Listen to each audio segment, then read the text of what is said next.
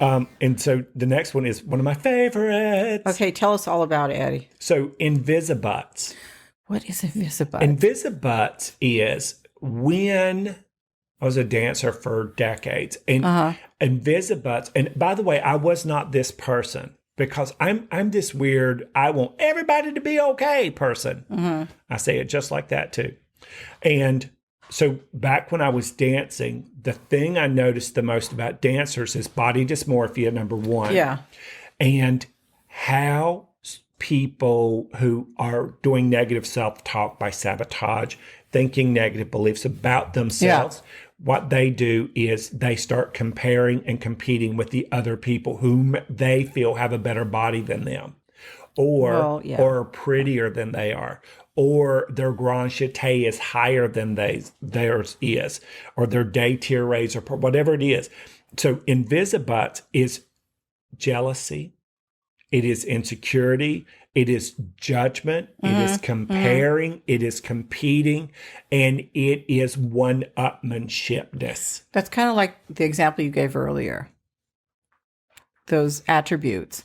When you talked about that woman, she was competing. Oh, at the water cooler? Yeah. Well, that's just plain old meanness. Well, but Invisi-Buts is something that's internal that you like. Do? Well, everybody does it. Everybody has Invisi-Buts. And some of us have a lot of them. When I first moved here, one of the things I did a reading for a producer, and she brought me in to do a pilot for this thing called Psychic News.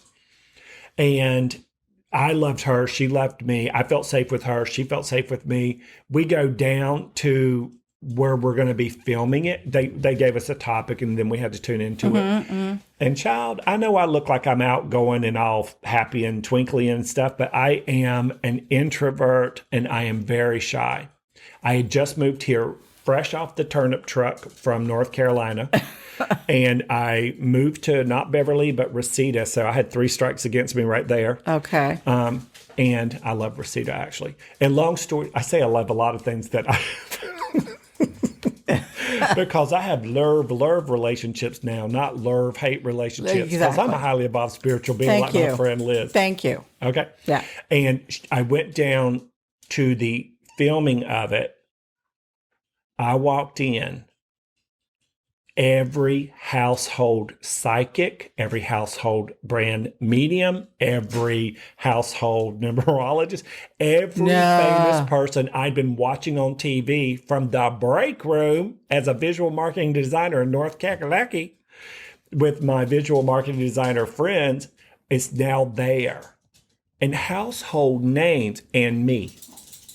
And I'm like, and the closer it got for my time on camera with all of the big movie cameras and all of this on, I was like, and I broke out in hives. Oh, no. It was terrifying. I sounded like Katharine Hepburn on Speed divided by X-Lax. It was terrifying.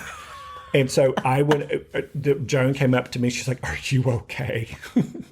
And I was like, I'm not okay. I can't do this. I said, these people are here and I am here. Now, I wasn't negatively competing about them like this person and this person. It was all on me. Okay, so you were self-sabotaging yourself. Self-sabotaging me. I wasn't comparing myself to them and making them wrong or bad or awful. It was all directed back inward. Yeah. She pulled me to the men's room and she, and she said, I said, "I'm going to leave. I'm just letting you know I'm going to leave. I'm a very responsible person." And she said, "No, you're not. You're not going to leave." And she kept this tone here, which is very high, but very calm. And she was talking to me while she was pulling me toward the anchor desk. Yeah. And she set me down and she kept talking and she backed out of the shot. "You've got this, reinforce it," and action. Yeah. And then you know what happened? Tell me, Addie. I'm a worker. Oh, yeah. I'm a worker, so you put right into that slot. So the second, it's not about you, Addie. It's about how you can be of service as a spiritual being to humanity. Right. That's right. And it was like, well, what's going to happen in Indonesia in 3 days is, and that just came out and they said, and cut. Then I had my nervous breakdown and needed some more Imodium AD. But it's okay. They make the pens for us big girls too. Okay. No, but yeah, isn't it interesting how certain situations will put you in and you're okay.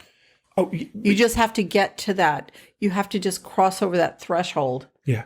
And you're okay. Because my good kid belief is you are not to be the center of attention. That's right. You're not to be seen. You're you cannot be heard. And you can't be successful. But you can work your ass off like a dog. That's right. And as soon as she said, boom, that part of me took over. That subpersonality came in over. That I had pride in. Yeah.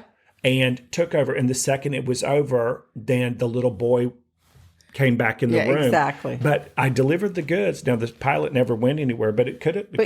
But you know, every step is a step towards what it is you're going to finally achieve. And you've heard us on this show say the universe, God, whatever you want to call it, will never give you anything you can't handle. That's for sure. Even when you think you can't, there's always some earth angel or other invisible force or both that pulls you into that slot you were destined to be in, whether your current beliefs or past beliefs allow it or not, until it clicks. Till it happens, because it'll pull you back into the path. Yes. You think it's over with, they'll bring you right back to the path. Every single time.